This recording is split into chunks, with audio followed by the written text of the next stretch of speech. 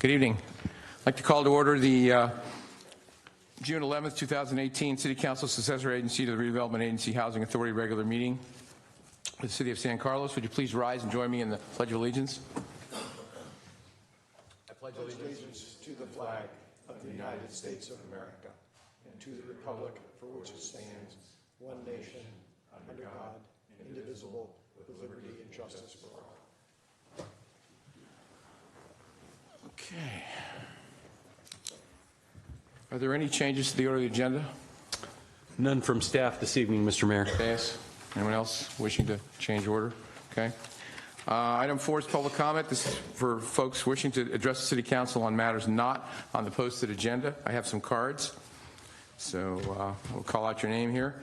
Tim Orbia. Sir, if you'd like to come up and speak. About 2 minutes or so.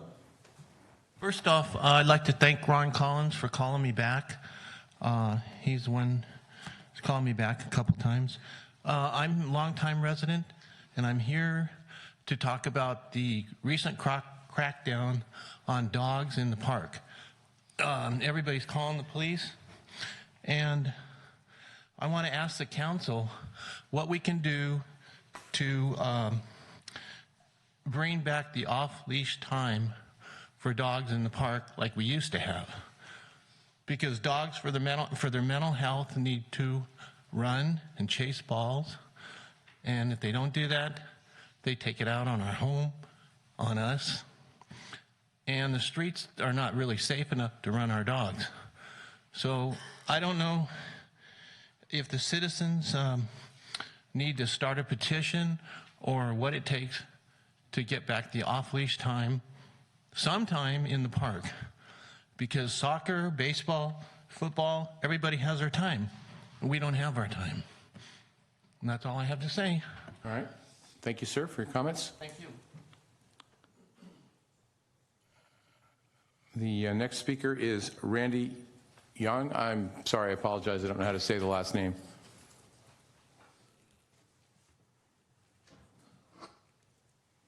Well, Well, thanks, and good evening. Good evening. I'm Randy Wong, and I'm the Tobacco Prevention Director at Breathe California, which is a nonprofit organization that's health-related, focuses a lot on issues of asthma and tobacco and the environment. And I'm here to interest the council in this issue and to the public as well. On the issue of secondhand smoke in multiple unit housing, like apartments and condo buildings, places like that. About 10, 12 years ago, cities in San Mateo County started adopting local ordinances that would protect people living in apartments and condos and other places where there are shared windows so that smoke kind of drifts in close proximity. And that really sort of affects people who have asthma, people who are elderly, and also children. And it's a topic that I think, interests a lot of folks, for example, my organization and also the San Mateo County Tobacco Education Coalition, because it's something where, for example, a lot of school kids, cite asthma as a frequently, reason to miss school. Right now, I'm pleased to report to the council that 9 cities and the unincorporated county areas are now covered by smoke-free multi-unit housing laws. It's actually the region of the country and of the state that has the most such laws. So we'd really be interested if San Carlos were interested in considering this type of protection for the health of the residents. Members of our coalition are here to help provide information and support. Thank you very much. Thank you for your comments, sir. Through the chair. Sir? This actually is an issue that I remember we had talked about once or twice in our strategic planning meetings, and I don't remember exactly where we left it. I would be interested in having at least a study session on what some of the options and options for us would be, and experiences of these other communities have been. I don't know if anybody else is interested, but I thought I'd bring it up and see if there's 3 of us who want to do this. I'm supportive of it as well. Okay. Anyone else? Okay. Okay. Thank you. All right. Shalyn Craig.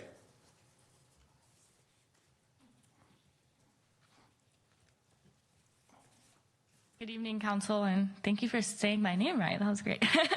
My name is Shalyn Craig, and I'm also from the San Mateo County Tobacco Education Coalition. I work with Youth Leadership Institute, so in particular, I lead the youth coalition members of the Tobacco Education Coalition. And we partner with youth throughout the county, working on education around tobacco-related issues. The coalition works a lot on cessation, providing services for folks that want to quit smoking, as well as prevention. And that's why we're here today, to talk about the smoke-free multi-unit housing policy as part of our prevention efforts. I want to just add on a little bit to what Randy mentioned. I just wanted to give you a picture of what cities have already passed this exactly. So it's Daly City, South San Francisco, Burlingame, San Mateo, Belmont, Brisbane, San Bruno, Foster City, Redwood City, and like Randy said, all unincorporated areas. So hopefully San Carlos will soon join that growing list. I also just wanted to highlight I recently spoke with one of our hotline callers, as the county runs a hotline where people can call in and complain about secondhand smoke in their buildings. And, this particular resident was really active and was able to speak with his landlord, advocate for himself, and make his building non-smoking. So that was a great win. The problem now that he's facing, because the city he lives in does not have an ordinance, is that people still smoke just outside of the building within about 10 feet. So he's still getting a lot of the secondhand smoke, and the landlord has pretty much done what they can do. And it's really the cities that have the authority to create that buffer zone around multi-unit housing that will fully protect residents, right? So I just wanted to make that point, and thank you for considering this and for your support, and we look forward to partnering with you and doing all that we can to support your city in implementing a policy. Okay. Thank you for your comments.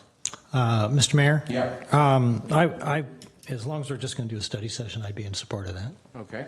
Well, in that case, then we'll see if we can set up a time to look at a study session for that item. I'll look at putting something together for you for late summer, early fall. Okay. Jennifer Awa?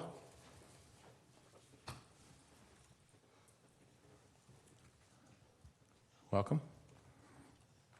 Aloha, malolele, talofa, hafadai.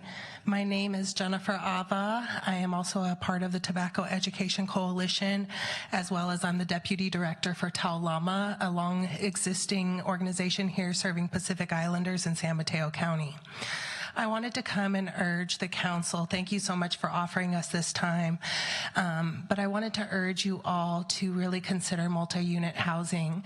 Pacific Islanders actually have grown by 25% in your county, and you house the largest number of Tongans coming into California altogether.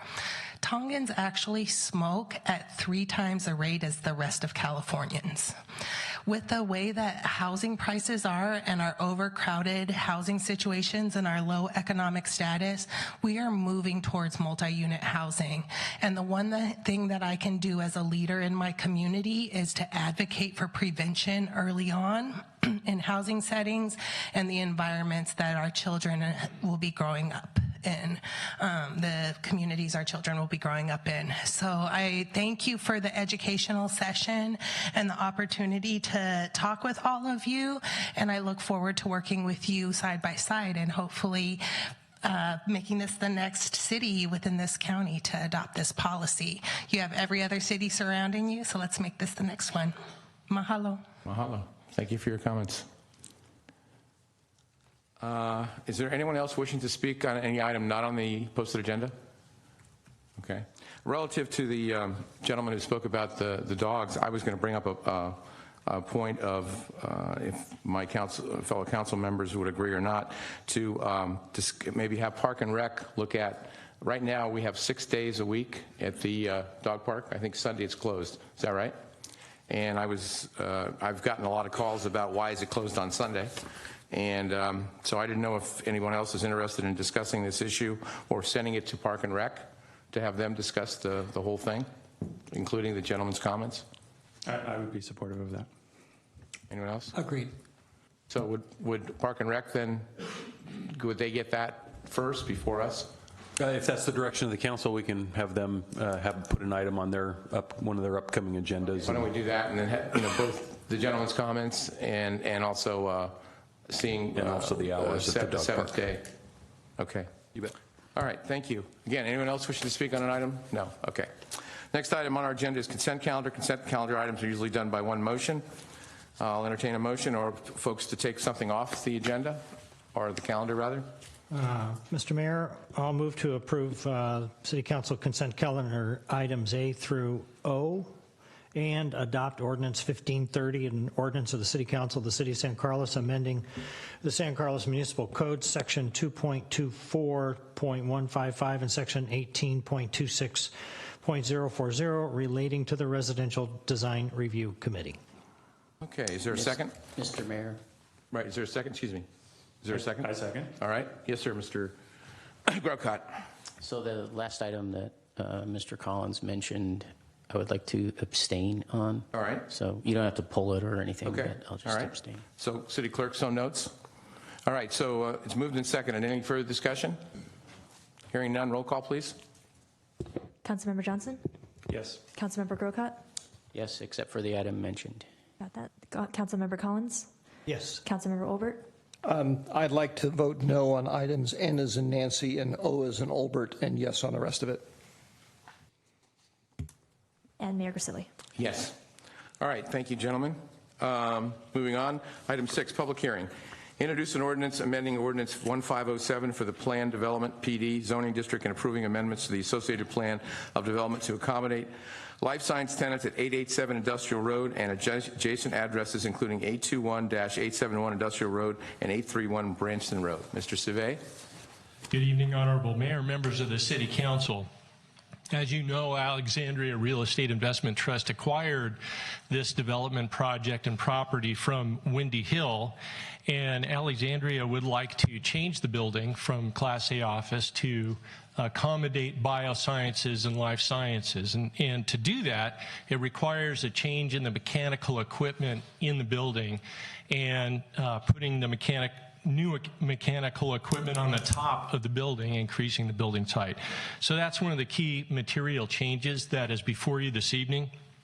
The other change would be a change in one of the driveway locations, and we'll show you where that is. And with that, I'm going to introduce Laura Russell, our senior planner, and she'll walk you through the changes. And we're available to answer questions, and there's a number of individuals here this evening from Alexandria to also answer questions. All right, thank you, Mr. Savay. Ms. Russell?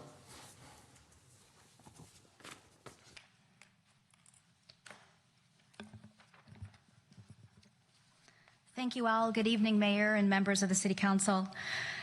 As a brief reminder, in June 2016, the Planning Commission approved the package of entitlements, which are shown here, pending approval of the plan development by the City Council. The City Council then adopted the mitigated negative declaration and 2 ordinances. Ordinance 1507 amended the zoning map and approved the plan of development, and Ordinance 1508 approved the development agreement that included the community benefits. The action before the Council tonight is specifically related to Ordinance 1507.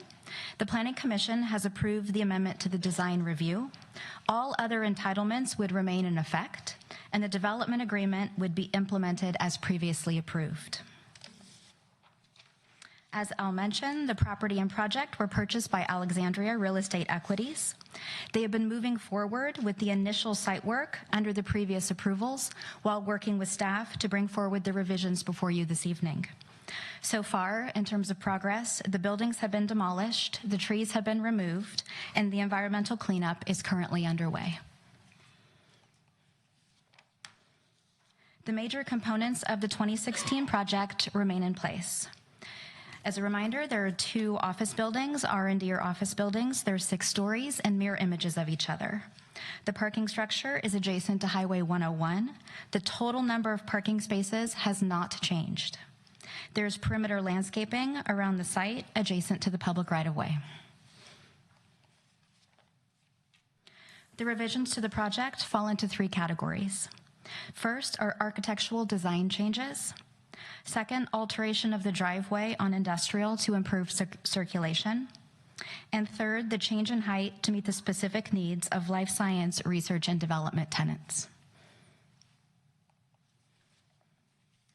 The applicant proposed revisions to the exterior materials, basically a different skin on the buildings. The floor area, the sizes, the basic massing of the buildings all remains the same. The architect will provide some additional details in their presentations and a few more renderings. The Planning Commission reviewed these changes and unanimously voted to approve the amendments to the design review approval. The next change is related to driveway alignment. The project site and Commercial Street are shown here. The driveway would line up with Commercial, forming a new signalized intersection. Industrial Road would be widened slightly, lanes would be restriped, and a new turn lane into the project would be added. These improvements would be designed and constructed at the expense of the applicant. This alignment would increase safety for pedestrians and bicyclists and reduce the potential for any kind of impacts between vehicles and bicycles and pedestrians moving forward. This is just a close-up view of that driveway change. On the right, you can see that they're proposing to curve that layout so that it lines up better with Commercial Street. The previously approved version had just a straight design out. Turning now to the proposed changes in height. Life science tenants require more ventilation, cooling, and exhaust systems than general office or tech office uses. To meet those needs, an increase in the height of the roof screen and of the equipment is proposed. This table includes the previously approved and the proposed heights. The tallest pieces of equipment, the stacks, would increase 6 feet 2 inches. The roof screen would increase 2 feet 10 inches, and the parapet, the kind of what we would often call the building height, would decrease slightly, 1 foot 1 inch. These renderings show how that height would appear. Approved is on the left and proposed is on the right. The orange line shows the top of the roof screen where 100 feet is proposed. The yellow line shows the approximate top of the parapet, which is decreased to 86 feet 2 inches. Staff's assessment of the proposed change in roof screen height is that it is well integrated into the design and does not have a material impact on the design aesthetics.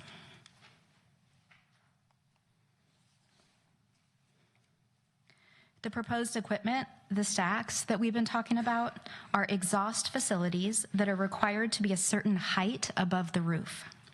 This graphic on the right shows that there are 2 clusters of stacks, and this exhibit is also included in the staff report. One of the clusters is 106 feet 2 inches, and the other cluster is a little lower. This is the only proposed equipment that would be over 100 feet. All of the other equipment would be behind the roof screen. The light blue shading here shows the roof screen area. You can see that it's set back from the industrial road facade. It is increasing in size in terms of how much area is inside the roof screen, but that area is to the 101 side of the project.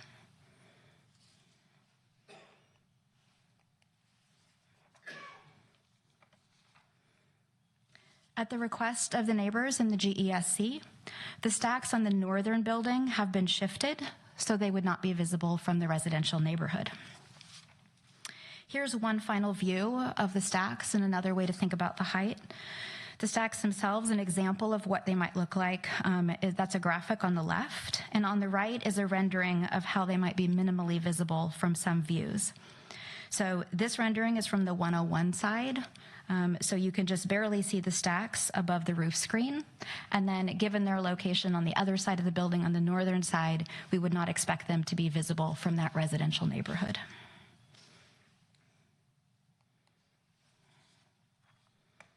As you'll recall, the mitigated negative declaration was adopted in 2016.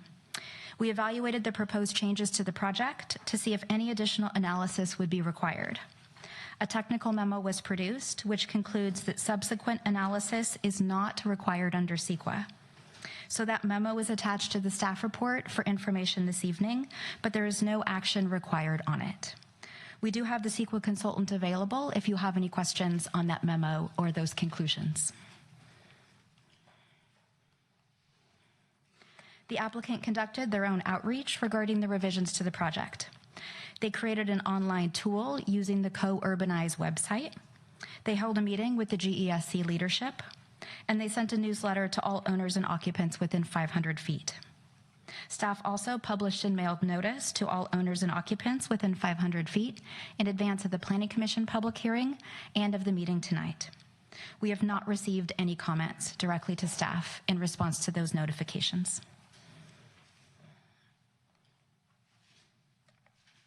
On May 7th, the Planning Commission unanimously passed a resolution recommending the City Council approve the changes to the plan development. The Commission also approved the amendments to the design review approval, pending your approval of the plan development tonight. One note in regards to the record, the City Council packets included the incorrect meeting minutes from the Planning Commission. That was due to an administrative error. So the correct minutes were emailed to the council members this afternoon and are available to the public tonight.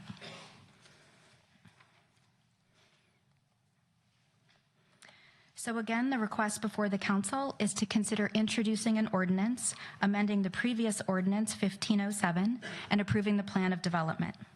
The applicant is here and would like to give a brief presentation, and I'd be happy to answer or try to answer any questions that you might have. Thank you. Okay, why don't we wait for all the presentation for the questions?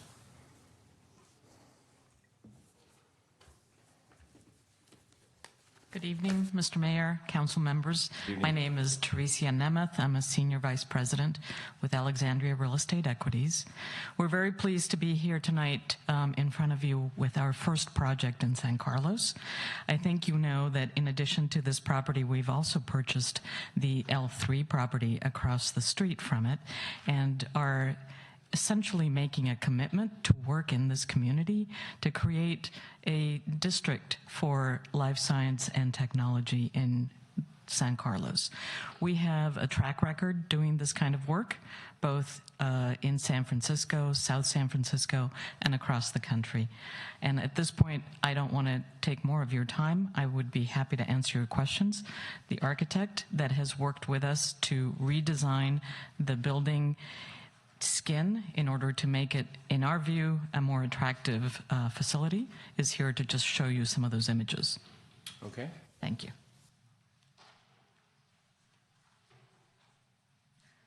Hi, Hello. my name is Lisa Iwamoto. I am a partner of Iwamoto Scott Architecture in San Francisco.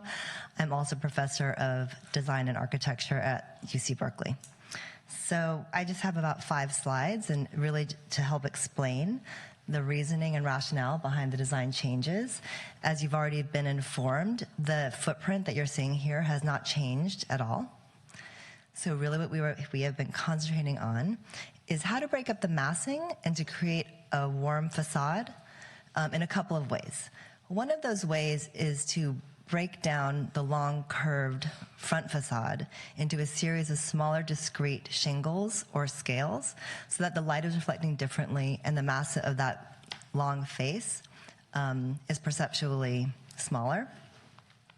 We also looked at it at the building scale in terms of the overall facade. So while these pieces are interconnected in the floor plate, what we chose to do is to think about the different portions of the building with a different kind of skin so that they could be perceived as separate pieces rather than a single large enclosure around the whole footprint. And so in addition to the shingled facade, we also have a facade with horizontal louvers. This is the former project and what it looks like now. The other change is bringing in some warmer materials into the underside of the eave and also on the first level at the ground around the freestanding columns. And then entering into the rear of the property, or one could call it the front because it's on the freeway side, but towards the courtyard side is now much more open and inviting. I'm having a little, there we go. This is the former rear of the building, again, a more continuous facade. And what we've chosen to do again, so looking at the different kinds of pieces and components that come together to make the whole building. So we had the shingled facades, the horizontal louvers, and now also vertical fins. So there are 3 different types of skins that are composed together to make the overall. And that's it. Okay, thank you. All right, questions, Mr. Olbert?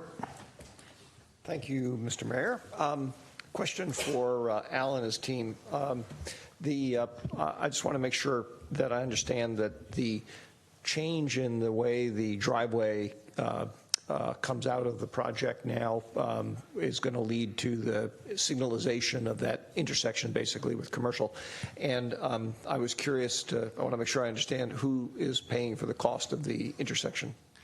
The plans are shown on the developers, or the plan for the light is shown on the plans that the developer has submitted. So normally that would mean the developer is doing it. However, it doesn't say it in the plan development permit, but that's the expectation of the city, is that they are paying for it. Okay. I don't know how anybody else feels about it. I certainly wouldn't mind some clarification in our approval to make sure that that's in fact the case, just to document it. Mm-hmm. I thought Ms. Russell actually said that they were going to pay for everything. She did say that, so if they don't, we're going to charge you. Is there some way, Mr. City Attorney, we can put that in or something? You pay for everything on an extra 3 words or something? Yeah, I'm just looking. I'm looking at the ordinance to see if we can add a recital or something to that effect for you. All right, I'll let you work on that. Ms. Grocott. Thank you. It seems like the biggest change here is the stacks, the mechanical stacks. So a couple questions with that. Are there more mechanical stacks than were proposed originally? And with regards to the mechanical stacks, their hours of operation.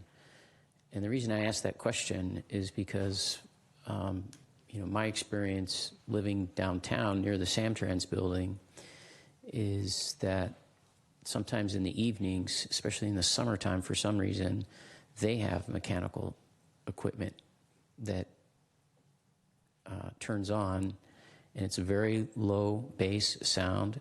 And in the downtown, especially with the more and more buildings we have going on, that sound reflects and bounces around and is very disturbing at night when the overall dB of ambient noise is very low. And then you've got this mechanical equipment that's coming on at 2 in the morning, and you know it's there if you live in the downtown and have your windows open. So I'd like somebody to speak to hours of operation and how many more mechanical units are proposed on the roof as opposed to what was there before. And then after you cover that, I've got another question on a different topic.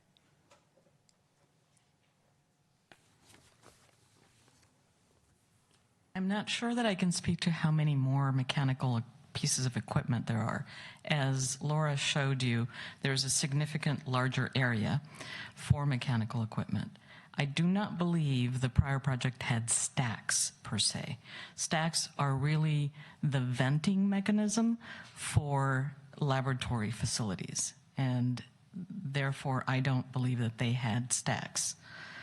In terms of hours of operation, these labs are doing essentially the research work to get to life-saving medicines and are working based on how these experiments operate. So we don't have hours of operation per se. The facility is open 24/7. And in fact, these kinds of experiments are typically running through the night, they're running through the weekend, they're not 9 to 5 types of activities. That said, these stacks are going to be very high-end because they are essentially intended to ventilate these very, very expensive facilities. They're not going to be cheap pieces of equipment. They are going to operate at the highest levels. I don't know the noise levels, but I can certainly try to find out.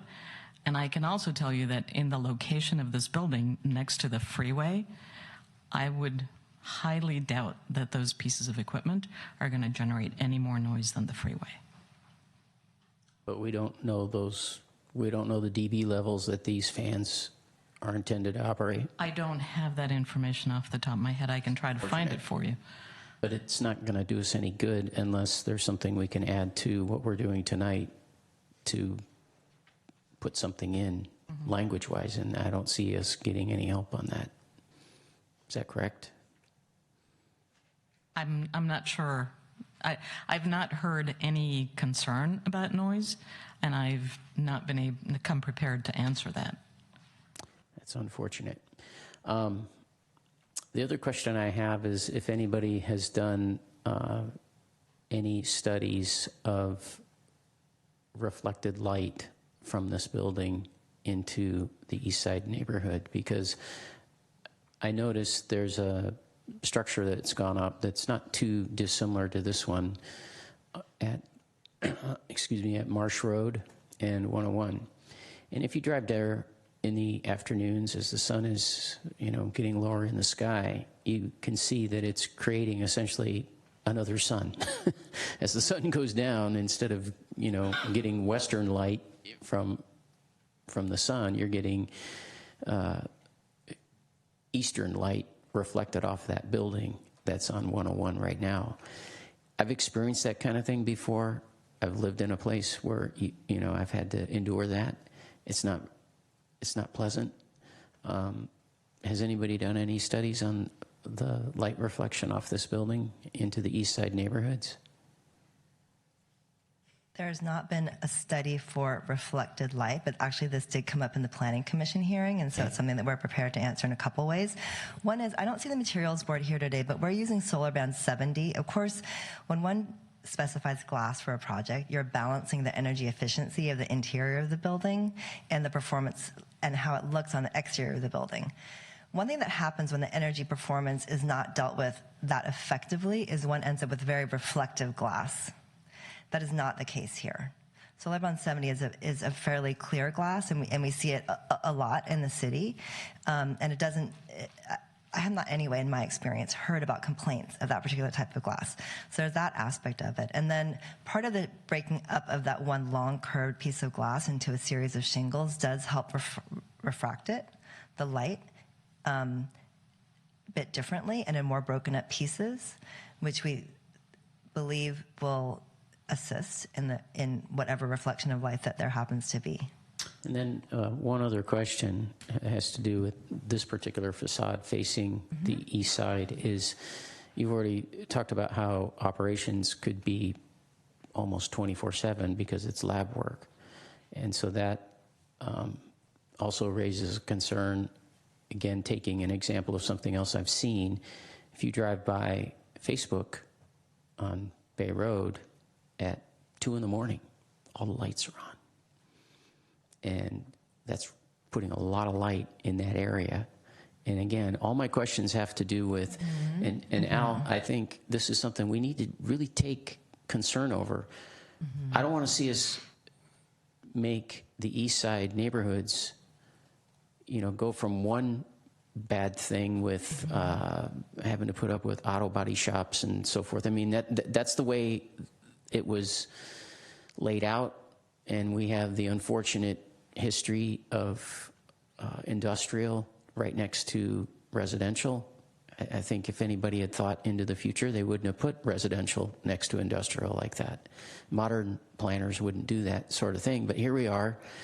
We've got that situation, and now we're doing a different kind of commercial industry right next to this neighborhood.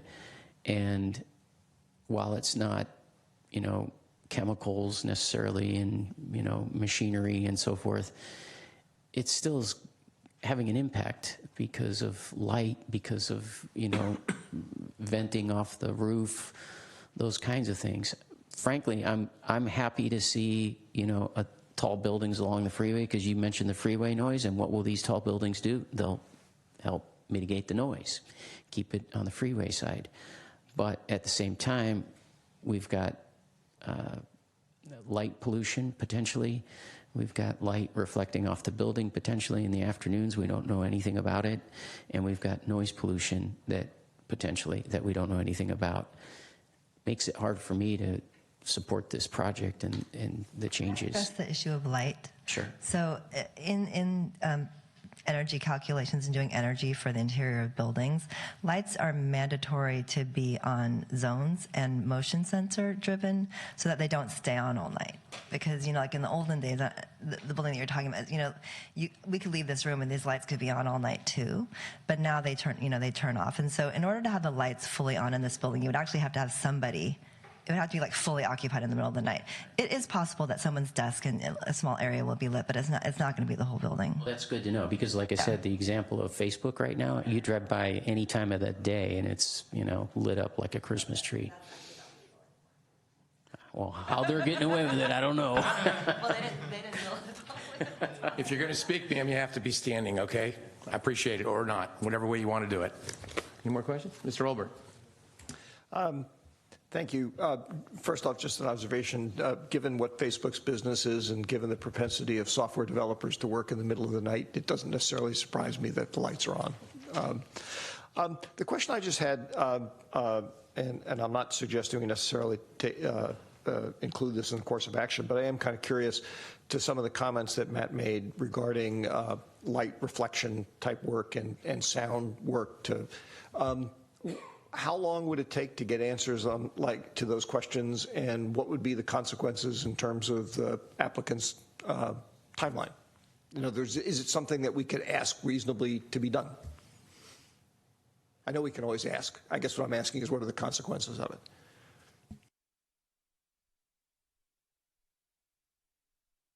I'm not sure that there are consequences. I mean, we can certainly provide you the information. Again, I don't see that the sound of stacks is going to be anywhere close to what the sound of the freeway is. In terms of lights, I think that Lisa just answered that, which is the lights aren't going to be on all the time unless there's people occupying the entirety of the space. It is on zones. And so, yes, it's true that there are facilities that do that today, but they were not built today. they were built in prior years. And so there's been a lot learned about how to do things properly, and if for no other reason, for energy conservation. That's also driving it. Okay, so it sounds like in terms of timelines and consequences and stuff, if the council were to ask for that additional information, that would be something that could I see Al wants to get up and make a comment. Yeah, in terms of the location of this building and its relationship to the greater East San Carlos neighborhood, when the Windy Hill project came before the Planning Commission and City Council, Windy Hill had done a number of views from the GSC neighborhood. In fact, they took pictures from the yards of some of the homes at the edge of industrial and in that area to see if this building could be viewed from that area. And it's so far away that it was determined that the people in the homes there wouldn't be able to see the building, or maybe just a far top corner of the building in the distance. So unfortunately, we could probably bring something up on Google Maps if you really want to see, but it's a great distance away. So in terms of noise impact, this is an industrial area, and the homes are so far away that, let's say that the mechanical equipment had a substantial noise to it, there would be, I mean, just in my gut reaction to it, there would be no possibility that they could hear it unless it was like an airplane engine or something. So those are the two things that were looked at before, and it's just, again, it's just so far away from the neighborhoods that it probably you won't even be able to see this building from those homes. Okay, and actually, apropos of that, it would seem to me that, I guess, light works both ways, so if you can't see it, it'd be hard to get a reflection off of it, too. Yeah. Okay, thank you.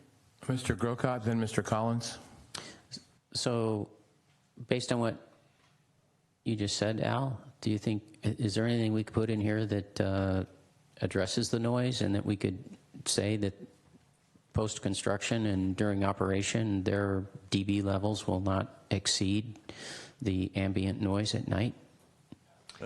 Al, let me just jump in, because while this discussion was going on, I took a look at our performance standards for noise, and in the industrial area, the standard day-night average sound level is anything less than 70 decibels is allowed in that zoning district. At night? At all, yeah, it says day-night average, so it's, and then the acoustic study could be required under our ordinance at between 70 and 80 dBs, and then over 80 is like the airport area where you have to do some attenuation.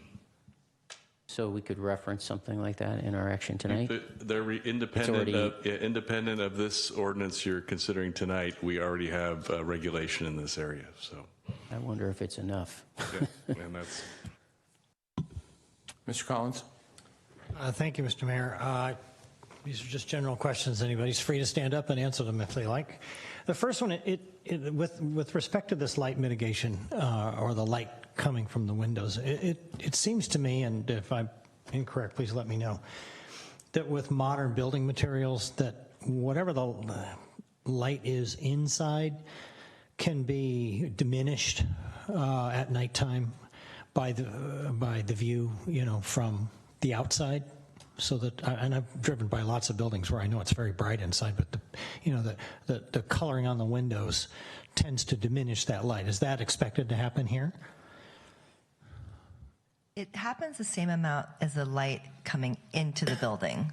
So SolarBand 70 is a performance glass, which helps less energy coming into the building. And so that same amount of energy also doesn't come out of the building in terms of light. So it's true. It has, well, it's quite clear, it has a dulling effect of the light. Okay, all right. So that's one question I had. And then with respect to these stacks, is there not screening that's going to be around those stacks? It seemed to me that by the drawings that there was. So the roof screening, Right. which is going around all of the equipment, is at 100 feet. Mm-hmm. The stacks actually go to 105 or 106. And in part, that's because they have to be a certain height above the roof, much like the chimney in your house. Right. We could make the roof screen taller, but that would just make the roof screen taller Right. For no other reason than for those few stacks. Well, that brings up a question. Which part of the stack does the noise come from? I don't know that it comes out the very top, and if there is whatever sound's being produced. It's within the sound, any sound being produced is, you're right, within the screened area, not at the very top. All right, so that was my other assumption. I want to be, if I could have that validated or not. That the screening itself hopefully will act to mitigate some of that sound leakage, if that's a correct term. Yes. Let me also add that we have a great deal of experience building these buildings in many places across the country, including just in San Francisco, where they're literally across the street from residential, not, several blocks down. And these are very, very expensive condominiums, as you all know by now how expensive it is to buy housing in San Francisco. And we've not gotten a single complaint. And let me tell you, these folks are likely to complain if they're unhappy. Mm-hmm. Okay, thank you. And then I don't know if you can answer this question, but any idea what percentage of the total workers in this building might be working overnight? It's a hard question to answer. I didn't expect you to know instantly, but I think it depends on a particular set of experiments. Certainly not 100%, because there's quite a bit of folks doing that are administrative. The CEO is not going to be there overnight. His staff supporting him, the marketing folks, the legal folks are not. It's really the technical workers, the scientists who might be coming in to check on their experiments or finish something that has to be done within a certain time period. So percentage, I'm not sure, but if I had to guess, no more than 25, 30%. Right. And so if maybe there's 25% of the workers occupying the building at night, it would seem to me then that there'd be 75% possibly of the lights being turned out. That's correct. Okay. All right. And the last question, maybe Al or Loretta can answer this, is what's the distance between the lights, the planned light at Commercial, and I assume that the light at Branston is going to remain? I know they're a block apart, but what's the distance in feet? We may have it in the material, so let's look that up. All right. Yeah, you can answer me later. Doesn't need to be right now. All right, that's all I have. Okay. Through the city attorney, wouldn't it be if we approve this tonight and they build the stacks and we find that the noise is above our ordinance, then we can make it lower, right? We can require them to comply with the noise standards in the ordinance. So everyone understands that. So I think we have we have a sort of a backup there relative to the noise. I think we're in good shape there. So just a point of making. Any other questions from the dais right now? Okay. I have one speaker card. This is a public hearing. Paul Malginetti. Paul?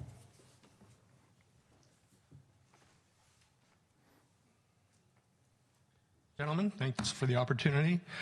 Life science, not all life is good. In fact, some of it is bad.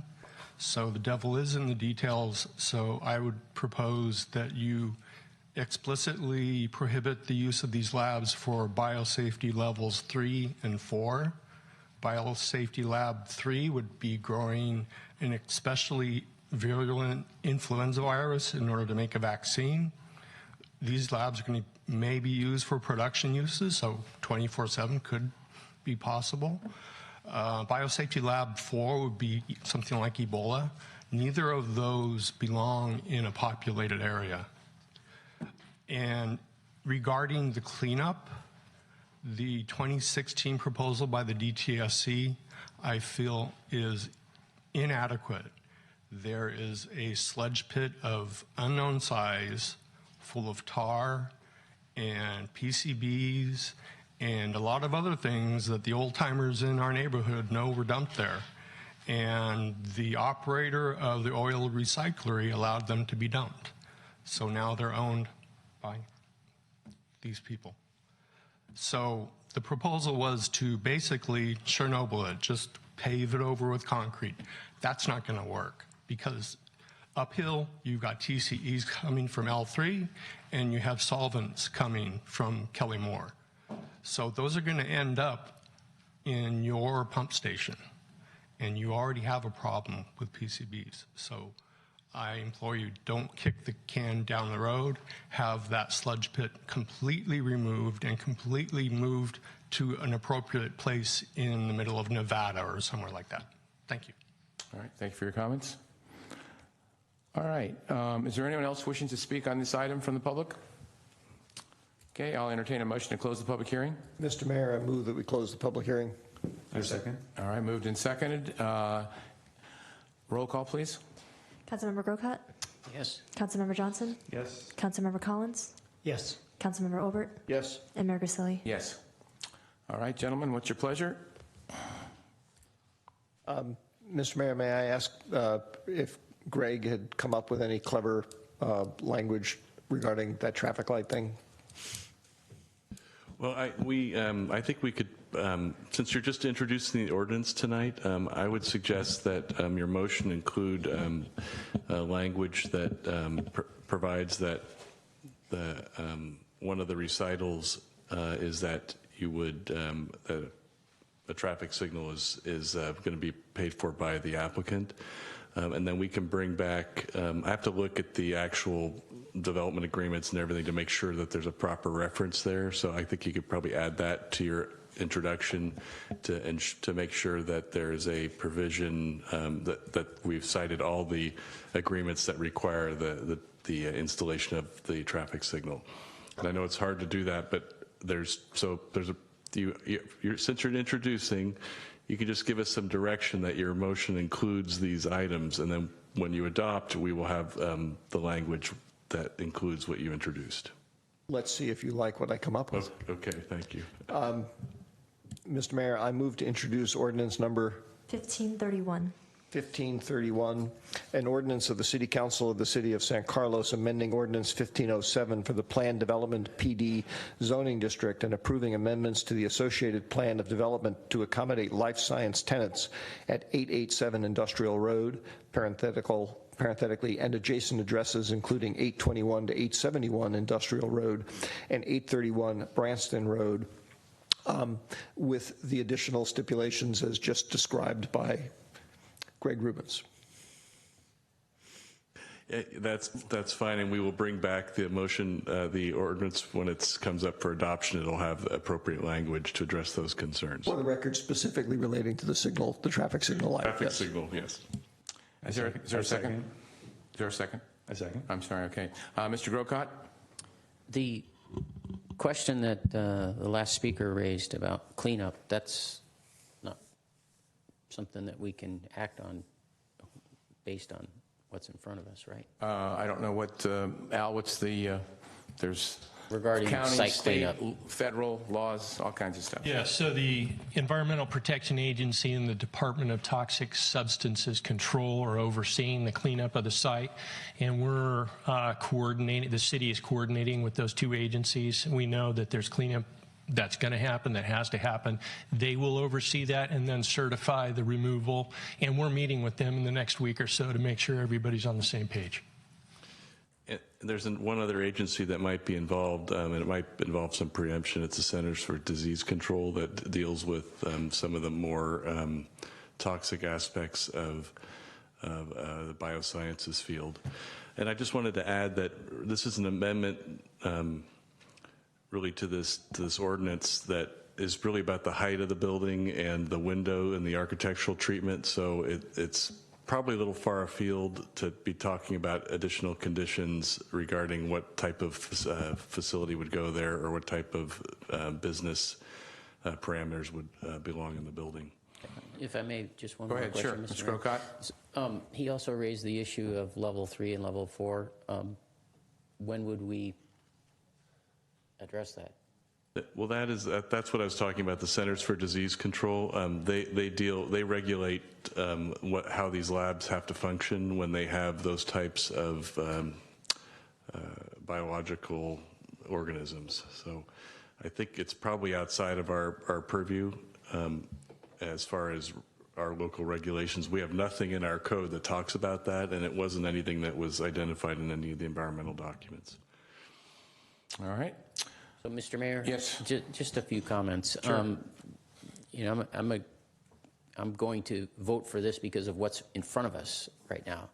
But I would note to staff that there's been issues raised tonight that I think are pretty serious and should be addressed with any future development. This lady mentioned about buying L3 across the street, so obviously, you know, there's going to be more of this.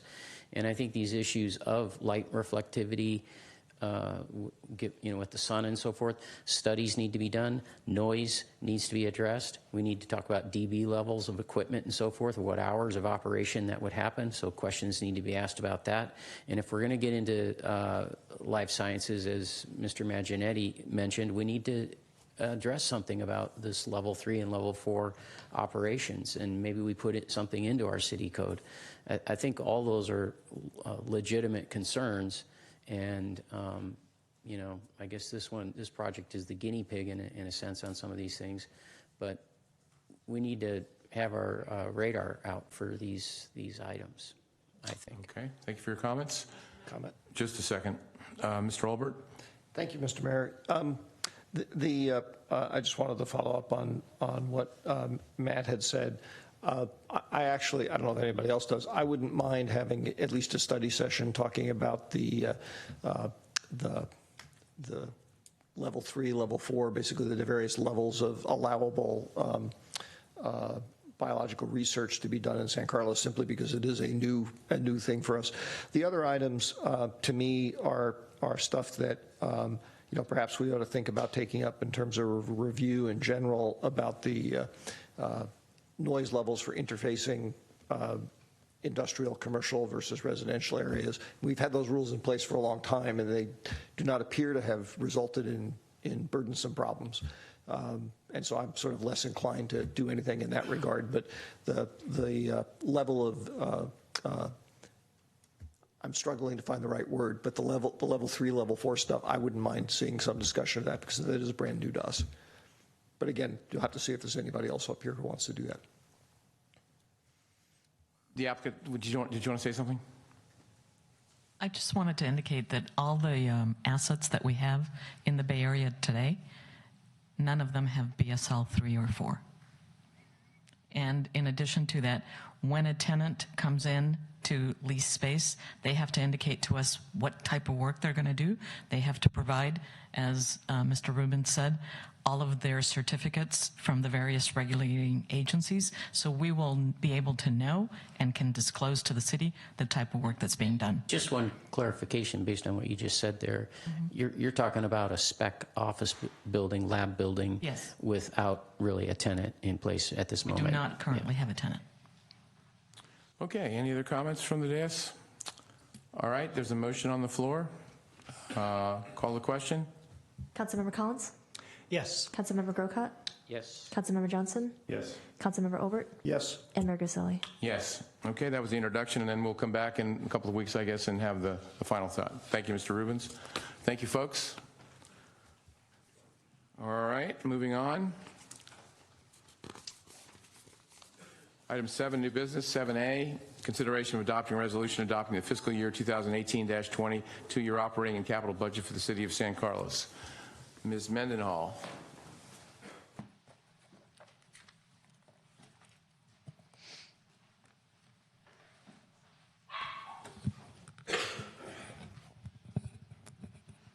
Good evening, Mayor and City Council. Rebecca Mendenhall, Administrative Services Director. Before you tonight is the consideration of the adoption of the fiscal year 2018-20 biennial budget.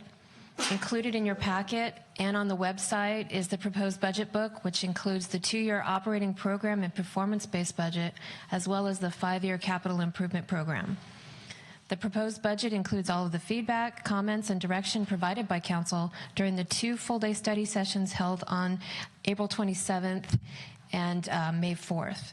Since we've spent 2 days on the budget, I will keep my comments brief tonight.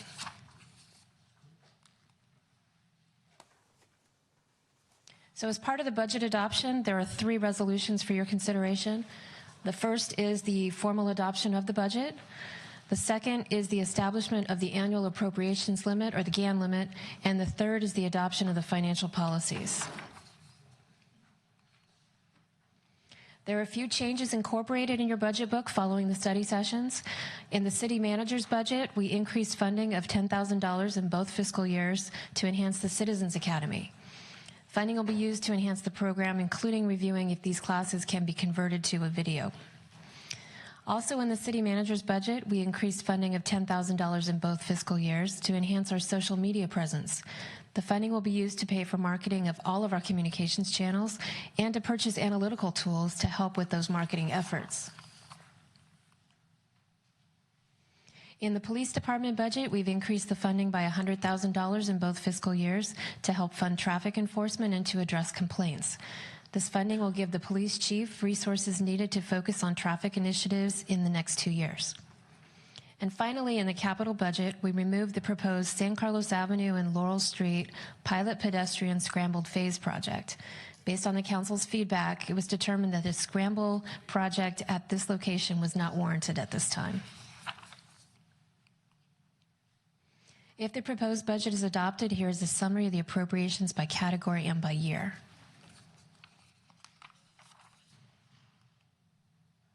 Looking quickly at the general fund revenues, this is our primary operating fund of the city, and there's a quick summary of the revenue sources here. You'll note that the two largest revenue sources include property and sales tax, which equate to about 54% of our total general fund revenues.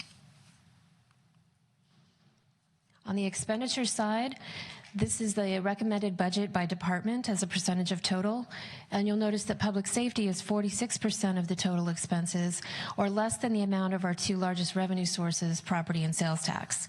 While property and sales tax are not specifically set aside to pay for public safety, we do use this as a benchmark. This table represents the estimated ending general fund balances, incorporating all of the recommendations.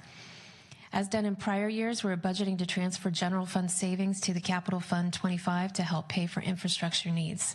Those amounts are $1.5 million in fiscal year 2019 and $500,000 in fiscal year 20. Drilling down a little further on the general fund reserve balances, under GASB 54 for presentation for fund balances, these are split into several categories. There are the committed balances. Those have been committed by council by resolution. A resolution is then required to amend or rescind those committed balances. These include the economic uncertainty reserves and the strategic property acquisition reserve. Assigned balances are amounts set aside to be used for specific purposes. The city manager is authorized to assign those balances, and included in the general fund are assignments for unfunded liabilities and infrastructure improvements. I just want to point out in the resolution tonight is also a whereas we're moving $1.5 million of the economic uncertainty assigned fund balance into the committed fund balance, and that's reflected here in this table. We also discussed that at the study session in April. So moving to the capital funds, this chart depicts the proposed capital spending for the next 5 years. The majority of the capital spending will be from our general fund Capital 25 account. A complete listing of those projects, both by fund and by category, can be found in your packet beginning on page 459. Here's a little more detail on the total amount of projected spending by fund for the next 5 years. I just want to point out that the majority of the spending in both the wastewater and gas tax funds are used for annual maintenance and rehabilitation projects. So looking ahead, although we do have a balanced budget for you tonight, there's still many significant threats that may impact our future. These include uncertainties with CalPERS retirement investment assumptions and resulting rate increases from any changes, unfunded liabilities as they relate to our other post-employment benefits and the Belmont San Carlos Fire Department remaining obligations, significant funding needs for our street resurfacing that are outpacing the revenues that are received, and complicating this is the possible repeal of SB 1, which is the Road and Repair Accountability Act of 2017 that I believe is on the ballot for this fall. And if that were to pass, it would reduce our budgeted revenues for street resurfacing by $500,000 a year. And another possible ballot measure that would eliminate the city's ability to pass a general tax. So that covers the presentation on item 7A, or the actual adoption of the budget. So I'm happy to answer any questions. Okay, thank you. Questions? Mr. Grocott? Couple of questions. The thing we talked about, I was going to bring it up under council reports, but it's kind of part of our budget, is the meeting we had this morning that Ron and I attended with Belmont and San Carlos Fire Department. And what we talked about, when it was brought up during that meeting, you said that the budget already anticipated the drop that he had talked about. Correct. That's coming. Yes. And then we talked about not having that drop, continuing the funding the way we have been, and not following the drop, right? Can you? We talked about, so for the council's. Yeah, I was going to say, could you speak English on that one? I wasn't there. Yeah, in the Belmont San Carlos, we had a meeting with the Belmont San Carlos Fire Board today, and as part of the budget that was adopted by the board, there's a drop in the pension-related obligation payments because they had a side fund that was created several years ago that's been amortized over 13 years. The Belmont San Carlos Fire Department. Okay. Thank you. And when they enhanced their benefits, CalPERS set aside this side fund, which had a separate amortization period over 13 years. So at the end of fiscal year 19, that amount has been paid off. So the Belmont San Carlos Fire Department will see a drop in their pension payments, which has been reflected into our budget and was also reflected in the budget that the Belmont San Carlos Fire Board passed today. So what the board requested is that the Belmont San Carlos Fire Department Finance Department look at maybe continuing to pay the same level of the obligation in next year's budget cycle. Okay. Thank you for the explanation. Other questions? Yeah, I'm sorry. Yeah.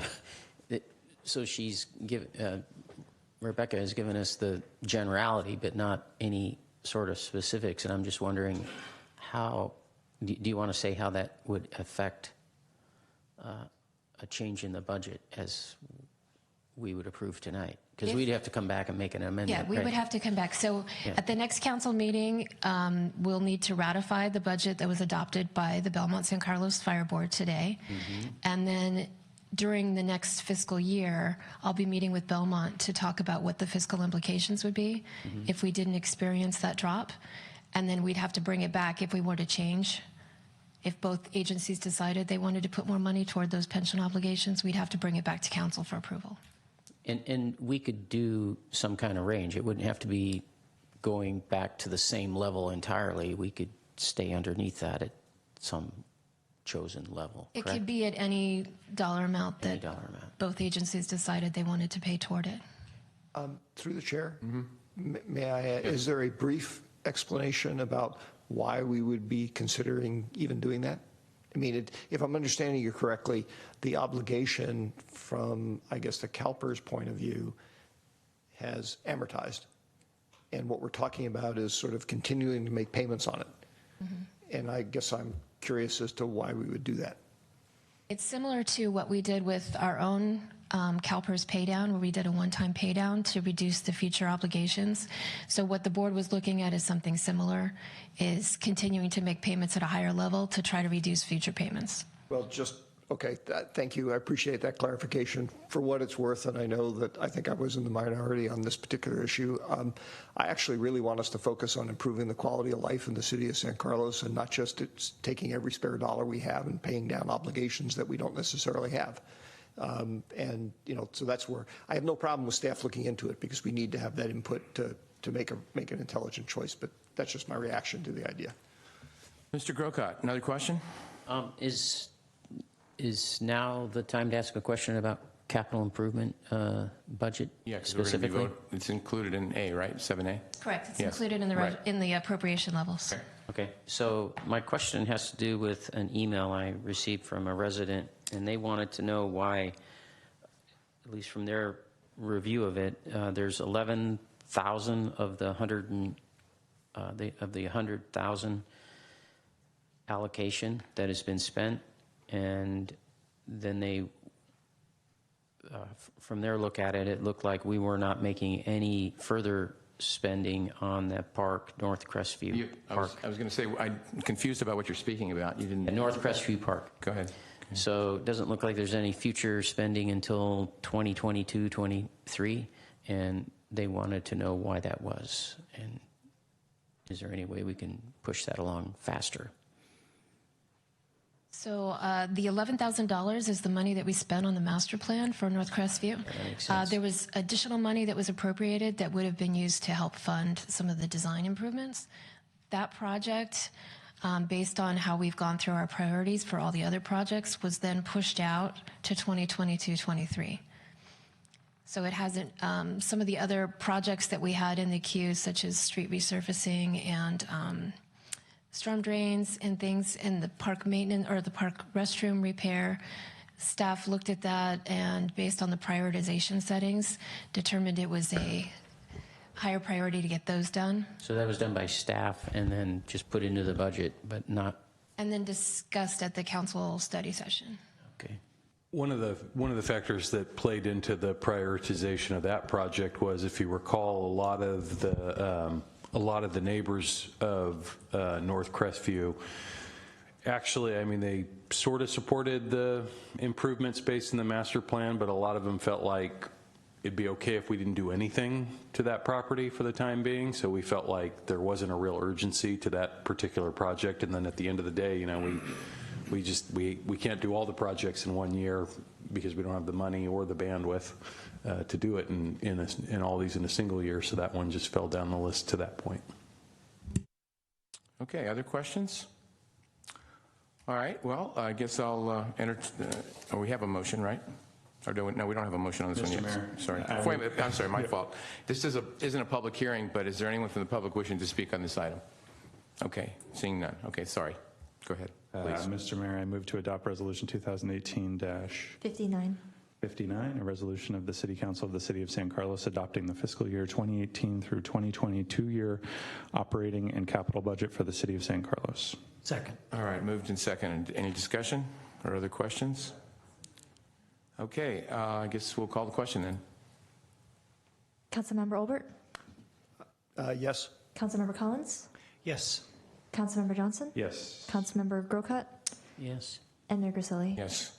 Mr. Mayor, I move to adopt Resolution 2018-60, a resolution of the City Council of the City of San Carlos electing the population and price adjustment factors and establishing the 2018 through 2019 appropriation limits of the City of San Carlos pursuant to California Constitution Article 13B and Section 7900, et cetera, of the California Government Code. And second. All right, it's moved and seconded. Any questions or comments on this one? All right, roll call, please. Councilmember Johnson? Yes. Councilmember Olbert? Yes. Councilmember Collins? Yes. Councilmember Grocott? Yes. And Mayor Grisilli? Yes. And finally, I move to adopt Resolution 2018-61, a resolution of the City Council of the City of San Carlos approving updated financial policies.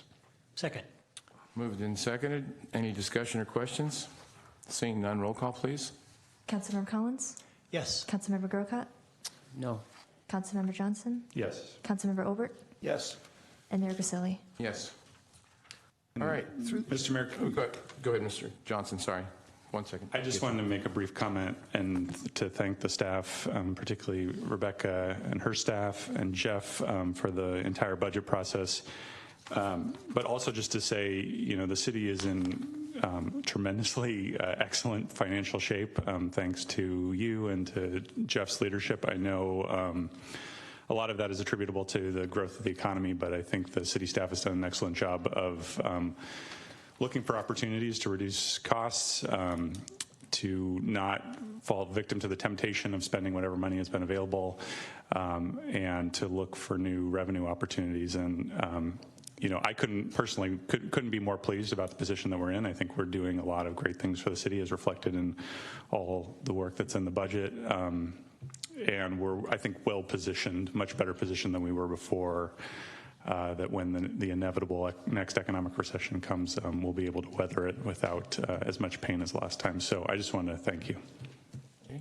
Mr. Olbert, did you have a comment? Yeah, actually, I just had a procedural question. I was curious about something. Crystal, have you started randomly rotating? That's a very clever idea. I wondered when I noticed you were doing it, I was like, why haven't we done that for years? But that's okay. It's not a criticism. It just woke you up. Yeah, woke me up. It's like she called on me, and I'm like, wait, I'm at the end, right? And Mr. Collins. Yeah, I just want to add my thanks to Cameron's comments. I thought they were well said. Some of us have been around long enough to remember the bad times and how difficult things were, and I think everyone's done a tremendous job in the last several years in steering us through all those difficult times and putting us on sound financial footing. Okay. All right, we'll move on to 7D, consideration of introducing an ordinance amending San Carlos Municipal Code, Chapter 8.09, regulation of commercial cannabis activities, and imposing an excise tax of up to 10% on cannabis businesses for unrestricted general revenue purposes, subject to the approval of the voters, and adopting related resolutions setting the measure on the November 6, 2018 ballot and directing the city attorney to prepare an impartial analysis, setting priorities for the filing of written arguments, and providing for the filing of rebuttal arguments. Ms. Mendenhall. Yes. So on April 9th, the City Council held a study session to talk about adding 2 possible tax measures to the ballot. The first one is the cannabis business tax. In November 2017, Council approved Ordinance Number 1525, which allowed for commercial cultivation, manufacturing, and testing of cannabis within the city limits. Commercial businesses typically don't pay sales tax since their transactions are business to business and would fall under the resale sales tax exemptions. Therefore, even if one of these businesses were to open, the city would not receive any sales tax revenue. So the community survey they conducted earlier this year showed that 72% of San Carlos residents indicated they would support establishing a 10% tax on cannabis businesses.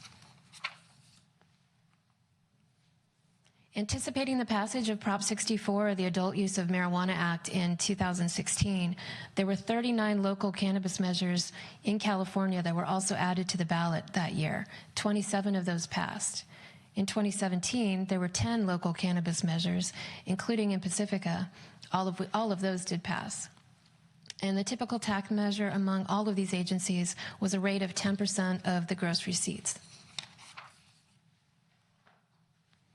So while there are currently no cannabis businesses operating within the city, it's estimated that one business could generate up to $200,000 annually in revenue. That number could increase to $500,000 should at some point in the future council decide to allow retail businesses. Here is the actual ballot language that would be brought forward for the voters' consideration. Since our recommendation is that the tax be at a rate of up to 10%, if the voters would pass the measure, the council would set the rate by resolution following the election. This tax would be an unrestricted general revenue tax, and the proceeds of which can then be used to offset the cost of public safety, community development, parks and recreation, street repair, and traffic circulation. So I'm going to turn it over to Crystal now, and she'll talk about the next steps. So for this item, staff is recommending 4 actions from council tonight. The first is to introduce the proposed ordinance.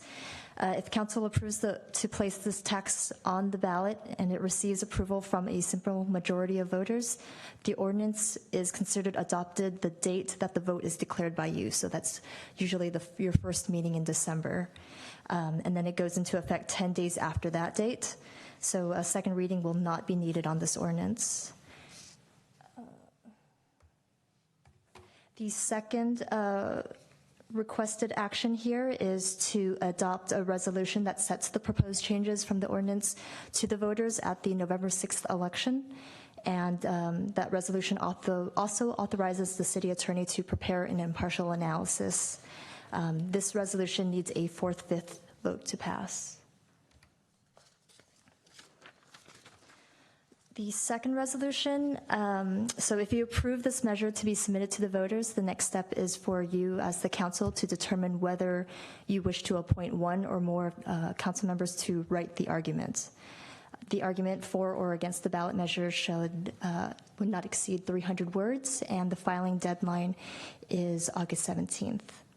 If the council does not wish to appoint any of its members to author the argument, then there's no action needed on this resolution. And then the last resolution authorizes rebuttal arguments to be filed. Staff believes that the additional expense in allowing rebuttal arguments is warranted, as it may assist the voters in making a more informed decision. And we're ready for any questions you may have. Okay, Mr. Johnson. Thank you, Mr. Mayor. I have a question about the ballot language. Because retail cannabis businesses are not permitted in San Carlos, I wonder if some voters will be somewhat confused and question whether or not they're essentially voting to approve cannabis businesses within San Carlos. I wondered if you guys had thought about that, whether or not the ballot language should say something like, on all future non-retail cannabis businesses, or is it worth putting in the ballot language that retail cannabis businesses are currently not permitted, or something to the effect to clarify the current regulations regarding cannabis businesses? Because I think that most people will think about this like a sales tax, and so when they picture it, they will picture the future cannabis retail shop that will pay this tax, which is currently not permitted in San Carlos. So, yeah, I think I can answer the question this way, Councilmember Johnson. The text of the ordinance amendment does have the flexibility that if some future council decides to allow retail uses, that the excise tax would be applicable to those businesses. And then part of what you're doing tonight, the other part of your question, I think I can answer it, is I'm going to have 500 words as the city attorney to do an impartial analysis of the measure, and that's, I think, one of the things that you can only put so much in the ballot language because there's only 75 words you can put in the actual question, but I have 500 words, and the arguments in favor and against have more words, and I think that's a legitimate thing that could be in my impartial analysis to help inform the voters of that type of decision, in addition to the actual ballot language, if you look at it. But it's kind of hard to put in the measure the additional information. This was vetted very carefully. This language was vetted very carefully to maximize the number of words and to include statutorily required language. Okay.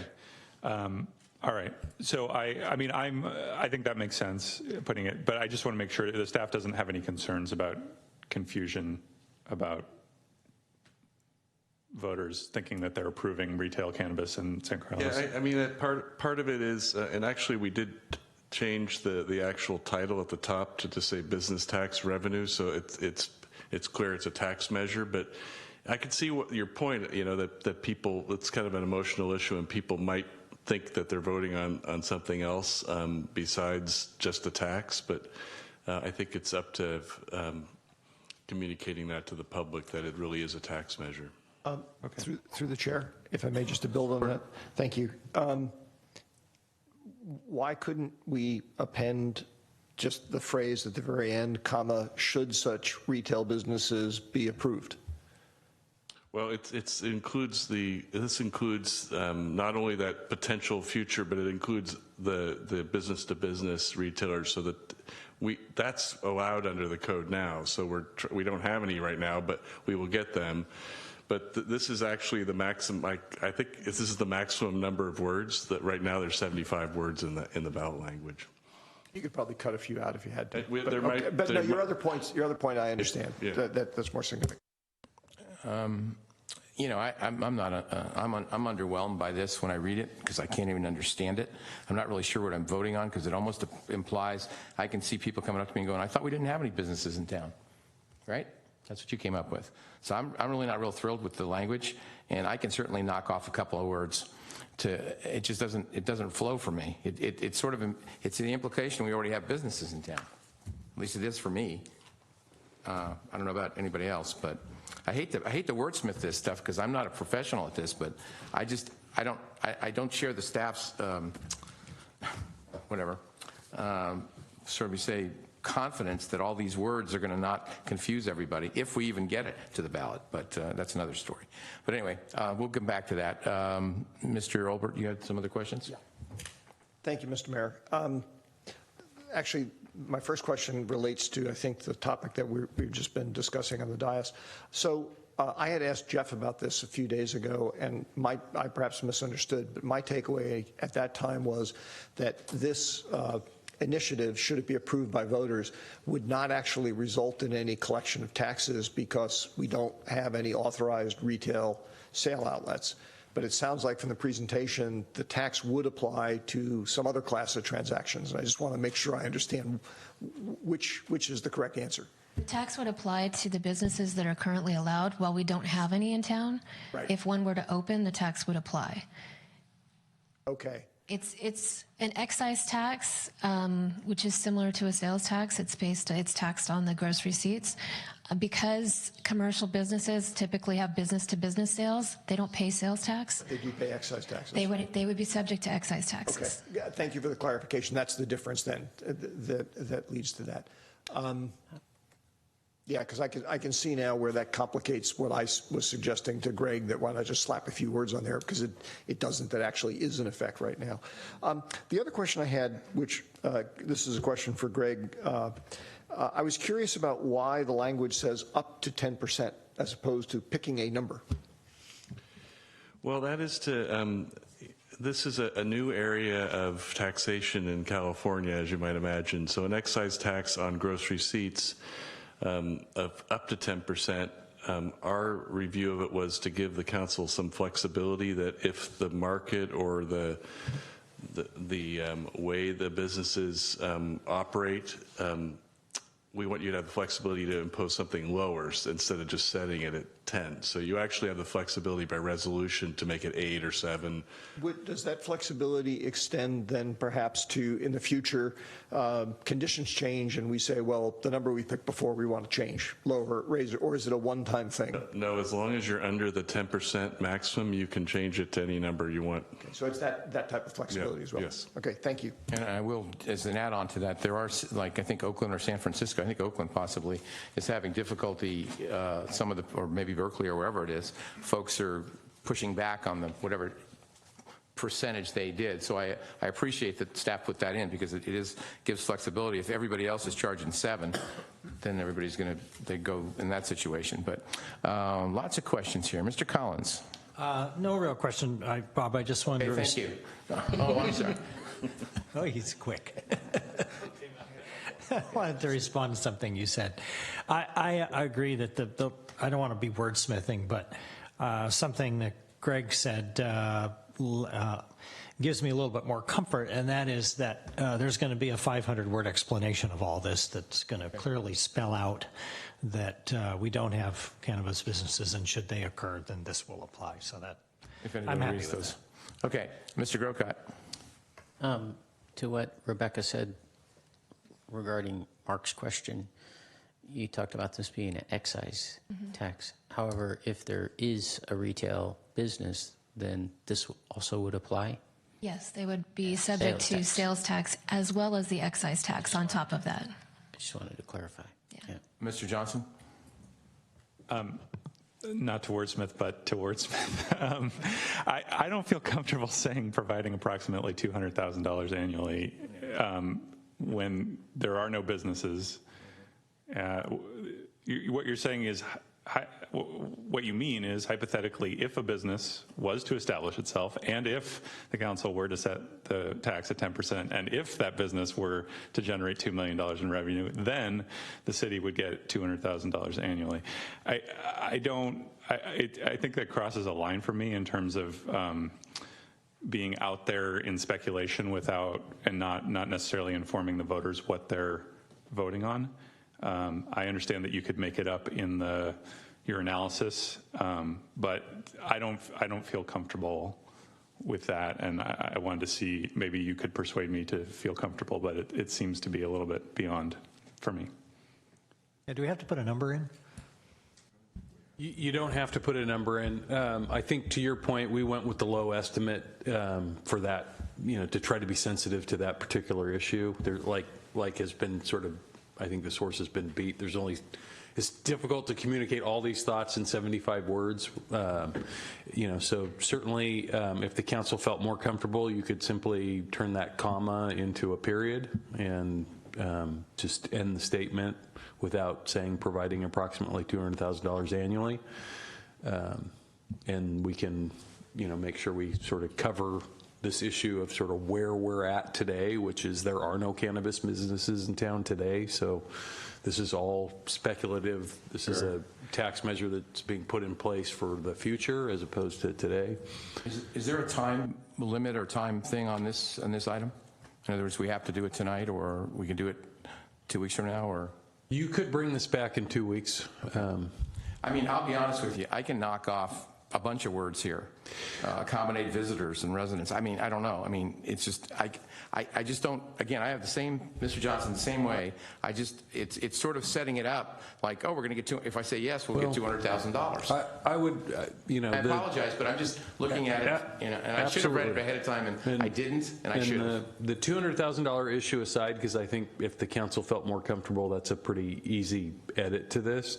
The rest of the language is really very similar both to sales tax measures you see in communities, stuff that's been on the ballot here before, and tax measures in other communities. So it's pretty common language. The one other thing for me is where it says on all cannabis businesses within the city, and I would prefer that say something like on any future cannabis businesses within the city, because it will create confusion as to what is currently happening now. And I only have one minor concern with that language is possible a cannabis business opens between now and the time that this goes on the ballot. This actually goes in front of voters because of all you've already approved your regulations, and so it's really a matter up to the state. It's unlikely, but it is possible. Would that preclude then that business paying this excise tax? Because we No. say future in here? I think you would just be potentially confusing voters the other way, if there's a business that they're aware of. I think I would rather be on that side. Yeah, and I don't see like I said, I think it's a minor issue, but I just wanted to point it out. Okay. Mr. Olbert? Thank you. I was going to ask a question, but you actually asked the question I was going to ask Bob. So I'll just say, I mean, what if we ask staff to take all the feedback they're hearing here and go back and take another crack at the language and bring it back? It sounds like we could do that, and rather than try and wordsmith it, which we keep dancing around, let's just do that. Yeah, we have a tax consultant that I think it would be prudent to have that person look at it also rather than try to draft it tonight. All right. Are the other items on this item then postponed also? Do them all at once? Okay. So let's bring this back on the 25th, if that's appropriate. Hopefully, is that doable? And then I think we certainly asked all our questions, or most of our questions tonight, at least on this. And you need 4 out of 5 votes on this. Okay. All right. All right. Thank you. So let's move on to 7E, which would be consideration of introducing an ordinance amending the Santa Cruz Municipal Code, Chapter 3.24, Uniform Transient Occupancy Tax, increasing the transient occupancy tax, TOT, by 2% effective January 1st, 2019, and authorizing an additional 0.5% increase each subsequent January 1st, up to a maximum of 14%. And making other changes for unrestricted general revenue purposes, subject to the approval of the voters, and adopting related resolutions setting the measure on the November 6, 2018 ballot and directing the city attorney to prepare an impartial analysis. Number 2, setting priorities for the filing of written arguments. Number 3, providing for the filing of rebuttal arguments. And could I ask one question before we move on to this? Relative to the arguments, would it have to be written by a city council member, or if no one wants to write it, it could be possibly not exist? So if the council does not want to authorize any of its members to write the argument, the election code defines who gets the priority. So if we have a bona fide association come up and present an argument to me, then I can take that after. How about Joe Smith? If Joe Smith is allowed to vote on the measure, and there are no But others. it's a citizen, is what I'm Yeah, getting at. right. So a citizen can write, if we choose not to pick one of us to write it, Correct. someone else can write it. Correct. Okay, and possibly there could be no writing. Correct. But who's going to do the rebuttal? Whoever wants to. Whoever wants to. Whoever wants to. Logic says to me that someone's going to do a rebuttal. So, okay, I just want to make that point for the council as well as for everyone else. So we may want to pick one of us or may not. Okay. Correct. Okay, thank you. Sorry, Ms. Mendenhall. That's okay. So 7E. So, as shown in the table here, we have one of the lowest TOT rates in the county. All of the other agencies who have a rate of 10% or less are considering adding a TOT increase to their ballots this November as well. Those agencies are noted here with an asterisk, and the second column is their proposed rate. You can see that most of the rates are proposed going to 12 to 14%, and Daly City is even looking to go as high as 15%, which would be the highest in the county. Looking quickly at our hotel inventory, we currently have 7 existing hotels with 378 rooms. The Landmark Hotel is a Residence Inn, which I believe just opened last weekend, will add 204 rooms to that inventory. And 2 other hotels, one at 1091 Industrial and the renovation of 26 El Camino, will add 248 more hotel rooms to our inventory. These new hotels will bring in more travelers and visitors who will be using the city services, including public safety, traffic circulation, parks and recreation, and all of our public roads.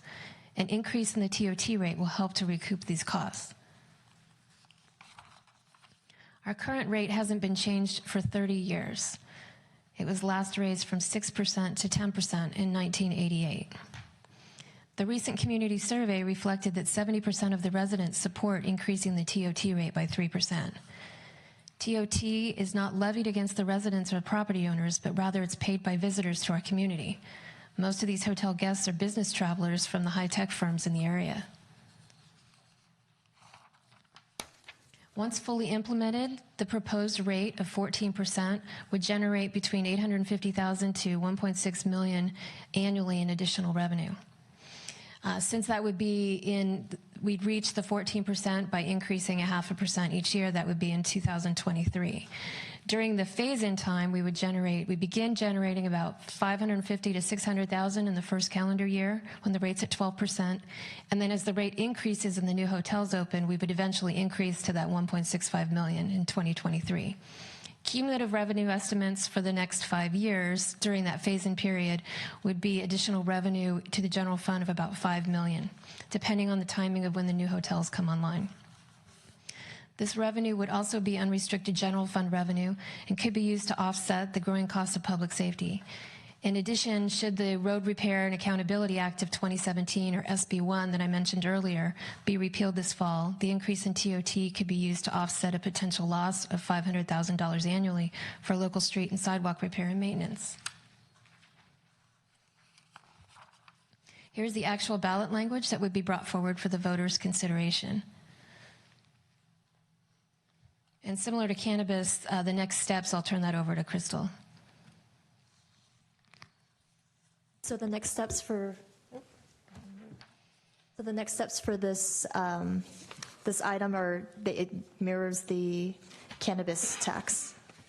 We have the ordinance, introducing the ordinance, and again, a second reading would not be required. The first resolution submits the proposed changes to the voters at the November 6, 2018 ballot and authorizes the city attorney to file the impartial analysis. And then the next 2 resolutions are setting the priorities for the filing of written arguments and then accepting the rebuttal arguments. And we're ready for your questions. Okay, Mr. Olbert. Thank you, Mr. Mayor. I had 2 questions. One is, I think you're about to teach me something that I didn't know for all these years. On slide 2, there was a comment that the TOT is not levied against residents or property owners. So does that mean if I, as a resident of San Carlos, rent a room at one of these places, I don't pay the TOT? No, it's levied on guests. So if you do go to a hotel, as long as you don't stay for more than 30 days, you'd be subject to the TOT. Oh, I see. So but typically, most of the hotel guests are from out of town. And don't stay for more than 30 days. Correct. Right. Got it. Okay. Thank you. I didn't understand that. I guess I learned something, but not what I expected to learn. The other question I have is on the next slide where you, and it's referenced also in the ballot language where you talk about the potential revenue generation. That's incremental revenue, correct? That would be the annual revenue once we reach 14%. So it would be incremental to what we have currently. Okay. The feedback I'd give you both in terms of, I mean, the presentation is less important because I can just ask the question.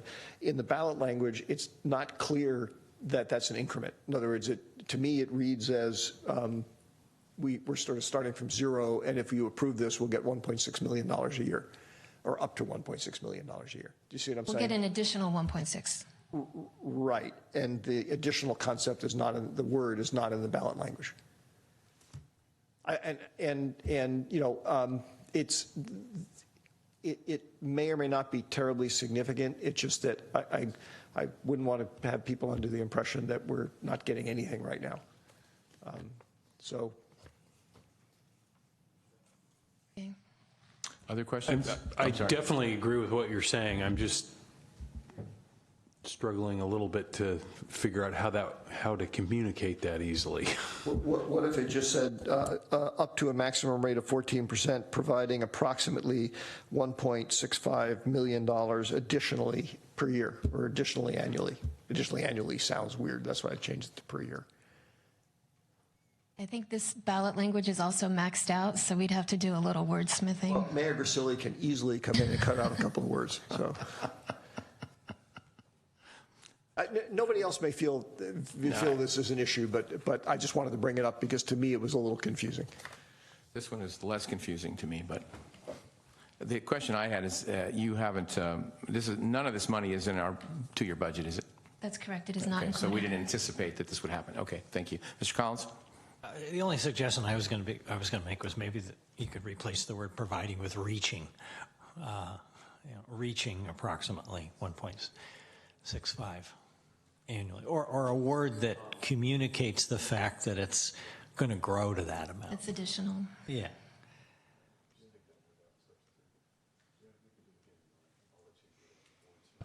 Well, I just looking at there is a word that we could remove the letter. This "and" right here. Oops, there it is, right there. Mm-hmm. Put a comma there, and then we might be able to replace the word as Councilmember Collins suggested right here, reaching. If people feel that's more accurate. Or how about adding?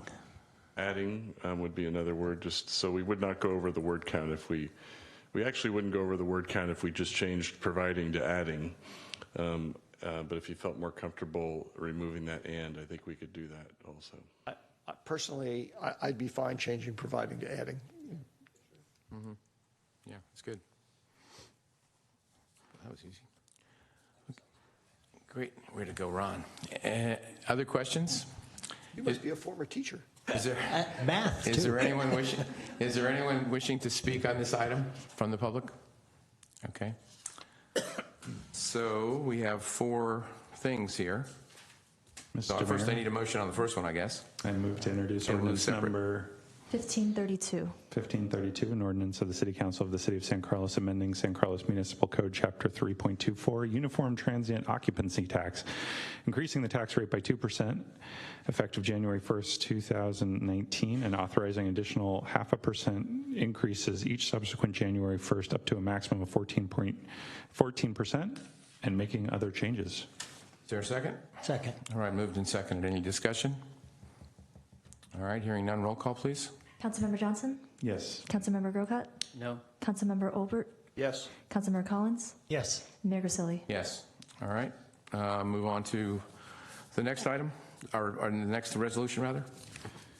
Mr. Mayor, I move to adopt a resolution 2018-62.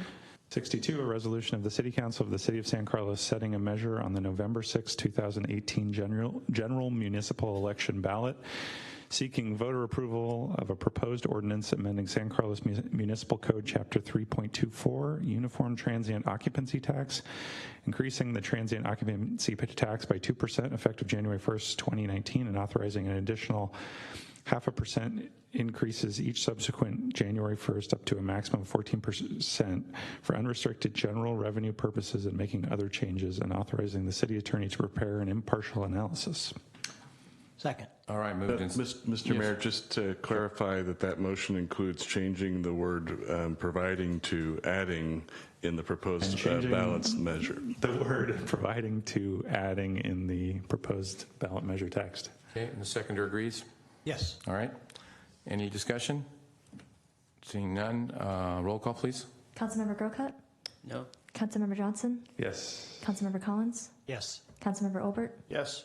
Mayor Grisilli? Yes. Okay, I'll keep going. Oh boy. I move to adopt Resolution 2018-63, a resolution of the City Council of the City of San Carlos setting priorities for the filing of written arguments relating to a measure to be submitted to the voters of the city at the consolidated municipal election to be held on Tuesday, November 6, 2018, proposing a 2% increase to the transient occupancy tax effective January 1st, 2019, with an additional 0.5% increase each subsequent January 1st up to a maximum of 14%, and appointing somebody to file a written argument for the measure. Do I need to appoint someone now? Yeah. Well, I would appoint Mayor Grisilli to file a written. Do that. Can we have more than one council member or more than? Yes. Is there anyone else that want? I'm happy to I'd be assist. happy to join it. Can we have three? Yeah. We can have I'm 3, ready to 4, do it. whatever. Okay. Vice Mayor. You want to do it too or not? That's okay. Okay. All right. All right. So 3 of us will figure out, I second. And since the ballot language is also in this resolution, I just want to clarify that we're changing the word just so it's consistent. And changing the word providing to adding in the proposed ballot measure text. All right. Moved and seconded by Mr. Collins? Yes. All Still right. second. Still second. Okay. Any other discussion? All right. Roll call, please. Councilmember Olbert? Yes. Councilmember Collins? Yes. Councilmember Groscut? No. Councilmember Johnson? Yes. And Mayor Grisilli? Yes. What's the deadline for that, August 17th? Correct. Okay. All right. All right. And then finally, I move to adopt Resolution 2018-64, 64. a resolution of the City Council of the City of San Carlos providing for the filing of rebuttal arguments relating to a measure to be submitted to the voters of the city at the consolidated municipal election to be held on Tuesday, November 6, 2018, proposing a 2% increase to the transient occupancy tax effective January 1st, 2019, with an additional 0.5% increase each subsequent January 1st up to a maximum of 14%. Second. And changing the word providing to adding in the proposed ballot measure language. Okay. Moved and Still second. seconding. Still second. Any other discussion? All right. Roll call, please. Councilmember Johnson? Yes. Councilmember Collins? Yes. Councilmember Olbert? Yes. Councilmember Groscut? Still no. And Mayor Grisilli? Yes. Okay. We've accomplished that. Moving on to the next item, be item 8A, council members' reports on subcommittees, regional boards, commissions, and committees, and other comments. Anyone have anything? I do. All right, Ms. Groscut? I noticed there was an article in the paper reporting on the gun buyback program, but we haven't had any presentation here at in the council chambers, and I think that would be, considering we put up 50,000, that would be appropriate if other council I members. agree with that. Maybe we could have someone give us either Sheriff Polanis or even Chief Dury, someone give us just a quick report on what happened and the amounts. Is that possible? I only have 2. So. Okay. I agree. Sorry. Thank you. Let's do it. Okay. Thank you. Any other comments, Mr. Groscut? Anyone else? Nope. I have one item that I was going to bring up. Mr. Collins, go ahead. Yeah, I'm sorry. It's a late button. Just want everybody to know I attended the airport roundtable on a night when the Warriors were playing, and so we didn't have. I don't know why we didn't have a quorum, but it was an interesting meeting. They are making progress. I learned that because of the common litany of complaints that come up every meeting about noise and traffic patterns and pollution and from planes and that sort of thing, airlines are working on quieter engines and less pollution emitting engines. They have a new, they've sort of reauthorized program to provide insulation to our homes in the area. So they're making slow progress. I imagine these complaints have predated my time on that on that committee, and will probably go on after I'm on it. Okay, Mr. Olbert. Thank you, Mr. Mayor. Actually, my item is either a question or perhaps Jeff can answer it, or either a request for an agenda report in the future, or Jeff can answer it. And that has to do with the Wheeler Garage, seeing as the last time I recall hearing, it was supposed to be open by now. You are correct. They are a little bit over their timeline. As you might imagine, staff's been in discussions with the developer for the last several weeks. We're trying right now to get an item together. We're pushing for your next agenda, but it's looking more likely like it'll be that first meeting in July. There are a couple items that at least one item that the council will actually have to take action on, and that's a temporary lease back of the garage. It'll remain theirs until the project's fully completed and accepted. So we're working on that lease right now with our attorney, Anna Shimko, and our community development director, Al Savay, are on that. In addition, we're talking to them. There's some debate on the developer side about whether or not we can get the second floor at the same time we get the first floor. There are two holdups right now to getting the first floor, and that's their PG&E hookup. They're having problems getting PG&E to agree to hook up permanent power, and there's no way that we can occupy the garage publicly without that. We believe, according to the developer, they're within probably 2 weeks of having that problem solved. PG&E had originally signed off on the design of one of the main circuit breakers to the building and have subsequently now asked them to change it, and it's a custom piece of equipment, so they're working that out. The other issue that is delaying the second floor that we're hopeful that they'll get solved here shortly will take a little bit longer because the power will have to come first, and that's the OSHA sign off on the elevator to the second floor, making it ADA accessible. We think both those issues are solvable, so we're in discussions right now. We're also discussing some pretty significant per day penalties that we'll be bringing back for the council to consider approving, that would begin to fine the developer per day if the garage is not delivered by X date, and that X date may have already come and gone as far as the council's concerned. It has as far as I'm concerned. I thought, and I don't want to, Greg will cut me off if I start discussing this at an inappropriate level, but I thought the commitment was a year from when they broke ground, which actually meant it should have been in May. That's correct. They're a little bit overdue right now. Right now, what they're telling us is first floor at the beginning of August, and the second floor possibly as late as November. We don't agree, and that's where the discussions are starting. Well, roughly speaking, I think there probably are close to 30,000 people in San Carlos who probably don't agree either. Yeah. So when we bring those items back to you, we're also going to be bringing the developer back to you to explain. I look forward to that meeting. Okay, Mr. Grocott. Yeah, I'm sorry. There's another item that I had meant to mention to the council to see if we would like to have it brought to us, and that is I've noticed and talked to Sergeant Steve Pettit about the traffic situation at, and I've talked to Steve, I think I've mentioned it to him as well. You can say yes or no if you like, but it has to do with the intersection at Holly and El Camino, and the way the right-hand turn lanes are set up, and the way cars tend to just not even do a California stop. They just keep moving through that those two right-hand turn lanes. And then when the light turns green for folks who are trying to travel eastbound on Holly, they can't go anywhere because the intersection is jammed up. And I think if the council wishes, we could have staff take a look at that and maybe bring some recommendations on how to mitigate that problem. Well, certainly, I've seen that. It's a two-edged sword. This morning, actually, when I was going through that intersection, there were two workers that were actually walking and actually people had to stop. Believe it or not, they actually did. The issue is, unfortunately, I've seen it in the morning when there's tons of cars, and if there's an enforcement issue, that could even exacerbate the possibly, unless they just wait to the other side and then pull them off to the side, after they get by. I'm not trying to give everybody a free pass, but I'm just saying it's a difficult issue. Go ahead. I was going to say, for what it's worth, I've actually had some discussions with Mark, Chief Dury, about that as well. And I wouldn't mind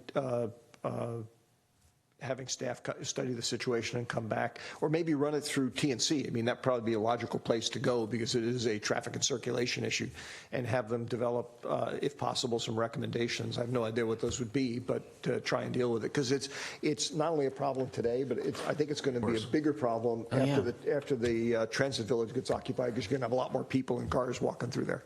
Well, I would agree with that. Can we have TNC look at that and then have Chief Dury maybe input on what we have?